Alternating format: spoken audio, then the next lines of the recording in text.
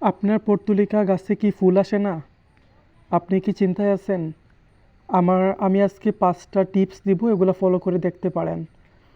আহ, প্রথম টিপসটা হলো যে অবশ্যই রোদ আছে এরকম জায়গায় রাখবেন, কারণ রোদই পর্তুলিকার প্রাণ। কমপক্ষে 5 থেকে 6 ঘন্টা, মিনিমাম 5 ঘন্টা রোদ আছে এরকম জায়গায় রাখবেন, তাহলে পর্তুলিকা বেশি ফুল দিবে। পর্তুলিকা পানি 2 নম্বর টিপস হলো পর্তুলিকা পানি বেশি সহ্য করে না, তাই ড্রেনেজ সিস্টেমটা এরকম হবে পর্তুলিকার যে টবের জন্য পানি জমে না থাকে, বের হয়ে যেতে পারে। 3 নম্বর হলো সরিষার খৈল, মিনিমাম 7 থেকে 10 দিন ভিজিয়ে রাখবেন খৈল, তারপর সে খৈল পচা পানিটা ছিটিয়ে দিবেন গাছে, তাহলে অবশ্যই বেশি পরিমাণে ফুল পাবেন। 4 নম্বর হলো ডাল কাটতে হবে, মাঝে মধ্যে আপনারা পর্তুলিকার যে ডালগুলো আছে ডালের অগ্রভাগ কেটে দিবেন, তাহলে আরও বেশি করে মানে জোপালো হবে, ডাল বেশি দিবে আর বেশি পরিমাণে ফুল পাবেন। আর লাস্ট যেটা, এটা হলো রিপোর্টিং।